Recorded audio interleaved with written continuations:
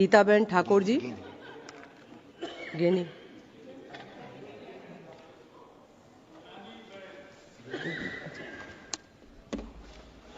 धन्यवाद अध्यक्ष महोदय। बिना सहकार नहीं उधार त्रिभुवन सहकारी यूनिवर्सिटी 2025 बिल पर हूँ मारा विचारों रजू करूँ छूँ। सहकारी बिल पर अमारी पार्टी नेता राहुल गांधी द्वारा मने बोलवानो मौको आप्यो ए बदल विरोध पक्षना नेतानो पण आभार मानु छूं। माननीय अध्यक्ष श्री, गुजरात में देशनी प्रथम त्रिभुवन सहकारी यूनिवर्सिटी आणंद में स्थापवा माटे एक गुजराती तरीके गौरव अनुभवुं छूं। कारण के आजे देश में 8 लाख थी वधारे सहकारी समितिओ गामडाओं में कार्यरत छे।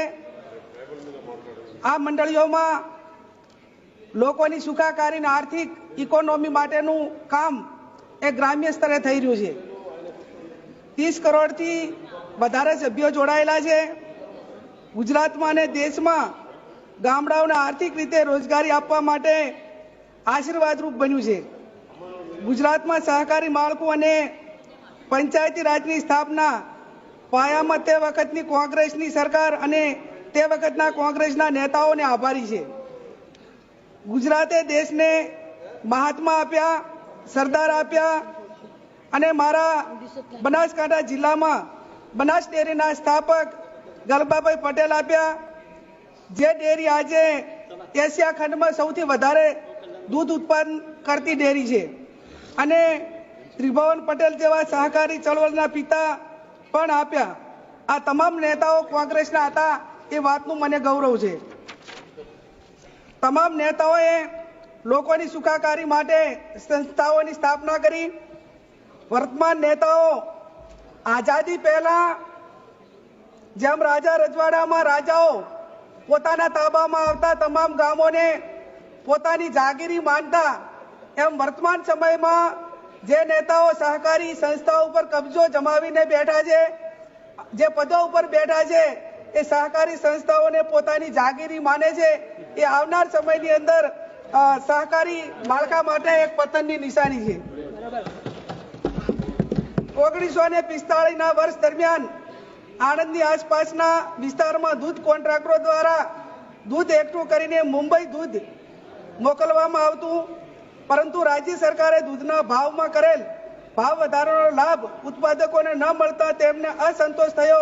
આ અંગે સરદાર વલ્લભભાઈ પટેલની સલાહ અનુસાર ખેડૂતોએ સભા 4 જાન્યુઆરી 1946 ના રોજ મોરારજી દેસાઈના પ્રમુખ પદે રાખવામાં આવી, જેમાં સહકારી દૂધ ઉત્પાદક મંડળીઓ અને જિલ્લા સહકારી દૂધ ઉત્પાદક સંઘો સંચાલિત ડેરી સ્થાપના અંગે વિચારણા થઈ। ત્રિભુવન પટેલ અને અન્ય પ્રગતિશીલ ખેડૂતોએ सहकारी धोरणे डेरीनी स्थापना माटे अथाक प्रयत्नों कर्या, जेना परिणाम रूपे खेड़ा जिला दूध उत्पादक संघनी रचना थई अने तारीख 14 डिसेम्बर 1946 ना रोज अमूल डेरीनी स्थापना करवामां आवी। डॉक्टर वर्गीस कुरियरे दुनियाने आ अमूल मार्फत तमाम प्रोडक्शनो आपी अने गुजरात देश अने भारतनुं नाम समग्र विश्वनी अंदर रोशन कर्युं।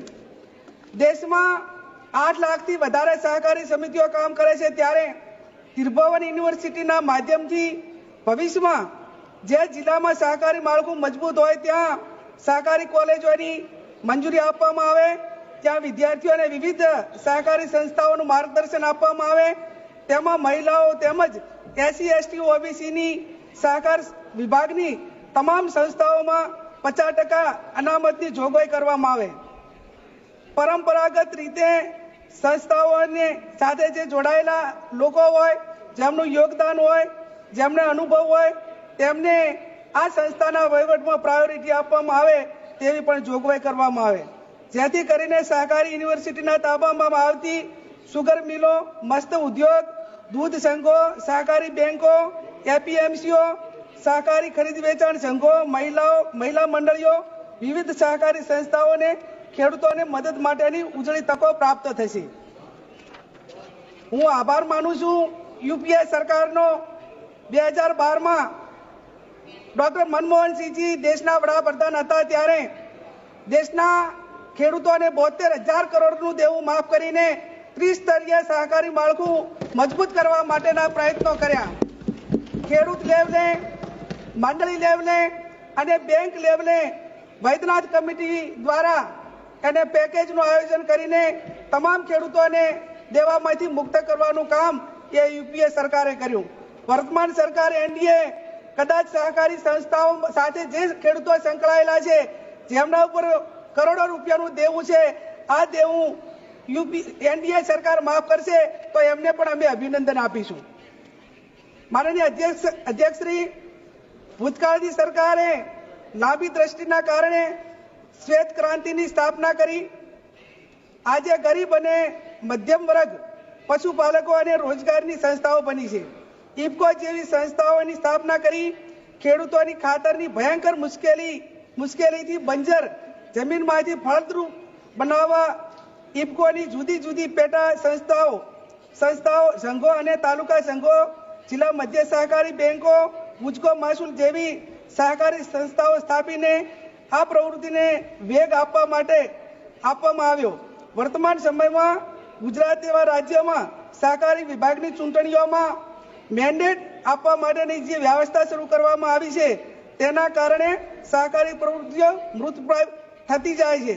સહકારી સંસ્થાઓના અનુભવ કે યોગદાન વગરની વ્યક્તિઓને સત્તા ઉપર બેસાડવામાં આવે છે. માનનીય અધ્યક્ષશ્રી, વર્તમાન સમયમાં સહકાર ક્ષેત્રે સૌથી મોટું ભ્રષ્ટાચારનું કેન્દ્ર બન્યું છે. સહકારી સંસ્થામાં કર્મચારીઓની ભરતી માટે કોઈ પણ પ્રકારની જાહેરાત વગર સહકારી સંસ્થાઓનો કબજો ધરાવતા પરિવારો તેમજ વોટ બેંકની રાજનીતિને ધ્યાનમાં લઈને સહકારી સંસ્થાઓમાં કર્મચારીઓની ભરતી કરવામાં આવે છે.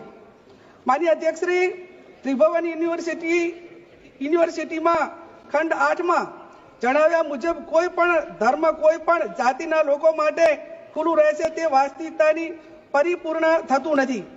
હું આ વિધેયકમાં ભરતી પ્રક્રિયામાં ખંડ 41માં ઉપખંડ 1 મુજબ ભરતી માટેના ઉલ્લેખ કરવામાં આવેલ છે તે કોન્ટ્રાક્ટ બેઝના બદલે રેગ્યુલર નિયમ મુજબ સરકારી ભરતી કરવામાં આવે તે જોગવાઈની અપેક્ષા રાખું છું. માન્ય અધ્યક્ષશ્રી, આ બિલમાં ફરજ બજાવતા કોઈ પણ કર્મચારીને અન્યાય થાય તો તે સંબંધિત ન્યાયાલયમાં જઈને પોતાનો પક્ષ રાખીને ન્યાય મેળવી શકે તે પ્રમાણે જોગવાઈ કરવી જરૂરી છે. માન્ય અધ્યક્ષશ્રી, ત્રિભુવન સહકારી યુનિવર્સિટી માત્ર રાજકીય અડ્ડો નહીં પણ ખેડૂત અને લોકોના હિતમાં પારદર્શક રીતે કામ કરે તે પ્રમાણે જોગવાઈ કરવામાં આવે. તે જ રીતે સહકારી વિભાગમાં ચૂંટણી સમયે કર્મચારીઓ ઉપર આચારસંહિતાના નિયમો લાગુ પડે.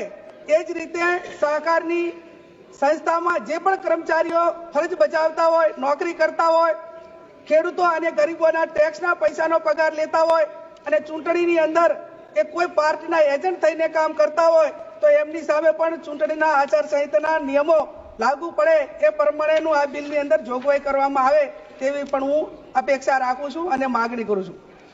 ભૂતકાળની સરકારોએ સહકારી સંસ્થાઓની ચૂંટણીમાં જે રીતે લોકોના યોગદાન, અનુભવ અને બિન રાજકીય પ્રતિનિધિને તેમને તક આપવામાં આવતી, પેટા કાયદાની જોગવાઈ મુજબ તેમને તક મળતી, સંસ્થાના નિયમો પ્રમાણે સભાસદ બનાવવામાં આવતા.